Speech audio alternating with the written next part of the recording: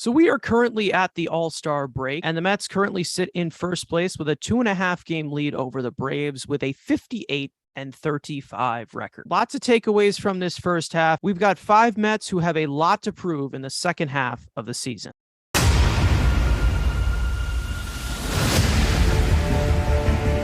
3-2, Vader. Swings and misses, strike 3. He struck him out. 5 Met pitchers combined for the second no-hitter in New York Mets history.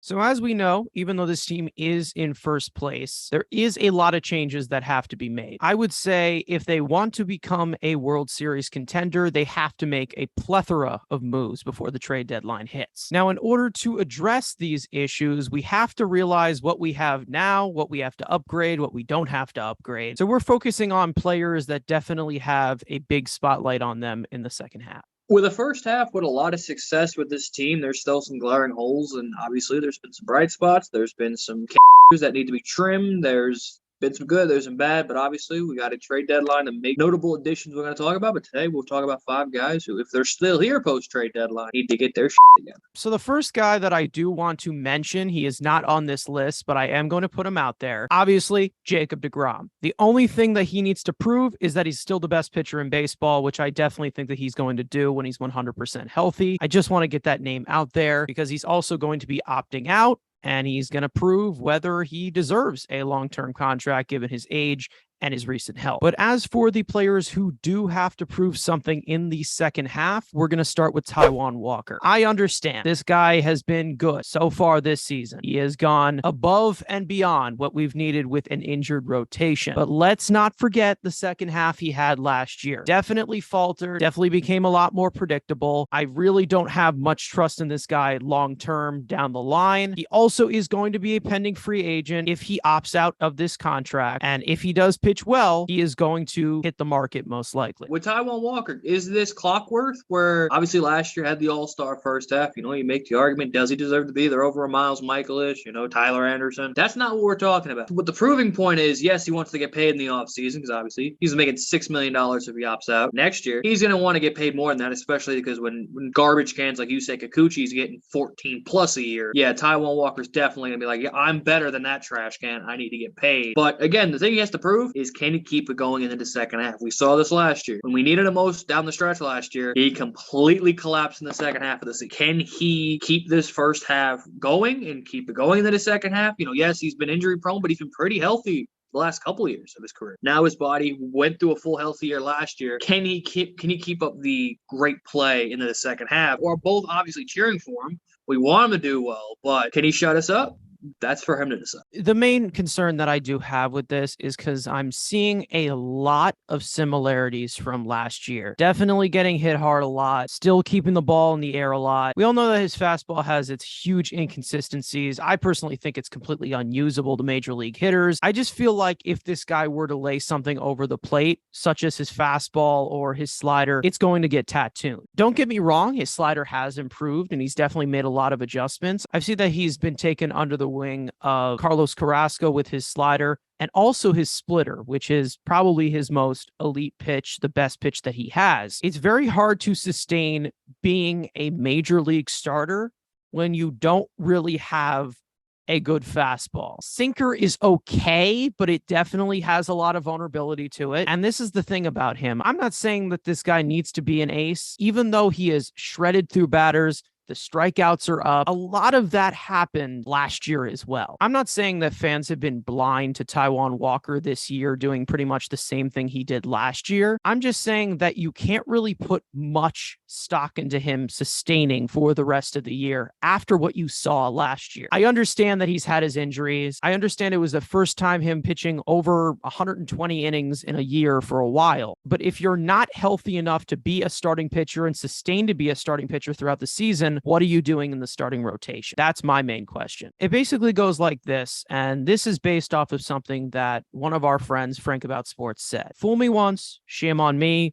Fool me twice, makes me a dumb. See, Frank is a wise old man, so he knows a lot about. He knows what he's talking about, man. He guides me through the forest all the time. like the old man, the Wizard of Oz. He knows a lot about world issues. He's seen a lot. He's been through about 19 wars. Now, number 2 on the list of somebody who has to prove something in the second half, it's Seth Lugo. We did a video about him last week. Make sure to go check that out if you haven't already. But what we've seen from Seth Lugo is that he is just not the pitcher that he used to be. And that's, I think, been established for multiple years now. Ever since his glorious 2019 self out of the pen, I wouldn't say that a lot of this has been his fault. But from what we have seen this year, he has not been a reliable reliever at all. All of that really stresses on if he can actually get the curveball over. And what we've seen recently, it's getting very, very scary. He's also a pending free agent. I would say that in the second half, he's definitely fighting to stay on this staff if he wants to stay come free agency. Like we said, there's spots that we expect the Mets to add a few bullpen arms at the deadline. So where does Seth Lugo go in the food chain if they add, hypothetical Daniel Bard and Andrew Chafin? Just throw 2 names out there of some relievers that could be available. With Colin Holderman's ascension, with Adam Ottavino, with Edwin Diaz right there, you're 5 guys deep into the pen, not including any of your lefties, your long men.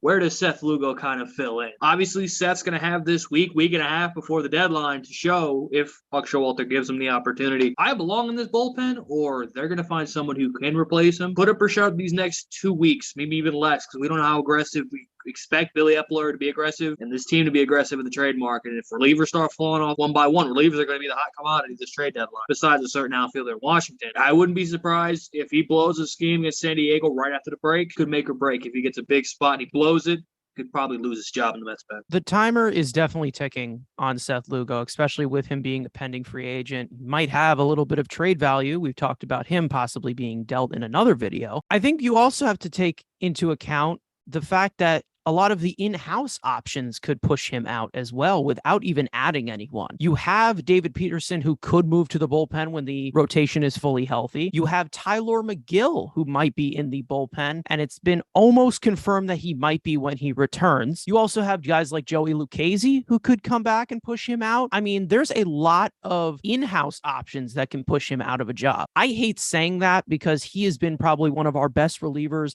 for a long time. It does stink to see him decline like this, but you can't wait around when you're trying to win a World Series, when you're just trying to contend in general. Now let's get to the final pitcher on this list, Trevor Man. Now, you may be wondering, why is he on here? Well, here's the reason why. The Mets have struggled with high leverage relievers outside of Edwin Diaz. Sure, Adam Ottavino has been pretty good, but then you have Drew Smith, like we said, Seth Lugo. You have other guys who have just not really been able to perform in high leverage out of the bullpen. Trevor May was supposed to be one of those guys to get that bridge to Edwin Diaz. He's obviously been hurt, but before he was hurt, he wasn't really pitching that well. You look back at it last year, he definitely was not worth the $7.5 million he was getting annually and that he signed for in free agency last year. He's supposed to be a big, high leverage strikeout type of king, and we have not really seen that consistently in his brief Mets career. Now, obviously, he still needs to get back. You most likely will see him back in a few weeks after the All-Star break, but he's definitely another piece to this bullpen that has to prove that he can actually be trusted, because he's definitely run into a lot of inconsistencies in his short Mets career. In that Seth Lugo camp, where you expected a hell of a lot more than what you actually got out of him this year, fastball has been just hit out of the goddamn ballpark. I think anytime he comes in, he's leaving a fastball right down the middle, and it's getting absolutely slapped out of the ballpark. But again, like you said, another one of these guys, contract years, trying to get another contract. It won't be for the Mets, but, another team, it's kind of the audition to show other teams, hey, I still have something in the tank. There's a lot of pressure on him, but again, where does he got to fit? Again, we're talking about adding relievers. You have the internal options that are there now. The guys coming off injuries, there are 3 more guys there too, but it's definitely going to be an uphill climb for Trevor May. I mean, you look at it from the trade deadline, 2 to 3 bullpen arms at this deadline makes this bullpen very deep when it's fully healthy. And you just don't really know what is going to be the role for Trevor May. One thing that I just can't stand about Trevor May is the fact that he just does not like to trust his stuff at all. I mean, this guy throws his fastball about 70% of the time. And with those inconsistencies we've talked about, that thing's going to bleed over the plate and it's going to go over the fence. And we've seen that countless countless times. I do think that since he is in his early 30s, which is kind of like the prime of every single reliever's career, he is going to get an even bigger chance than Lugo, only because he's been injured. When he does come in, he's got to step it up immensely because he hasn't been good when he's healthy. And when he's not healthy, we've been definitely missing a high leverage presence. Now, number 4th on the list, we've got Eduardo Escobar. This man has to step up. He was brought in as possibly the only official power protection around Pete Alonso, and he has definitely not shown that. He's gone on a few hot streaks in and out, but they have not really sustained to anything that has been contributing to this lineup or this offense consistently at all. I'm not that big of a fan of Eduardo Escobar. I was not really that big of a fan of this addition. I think we already know that. For a guy who's been known as,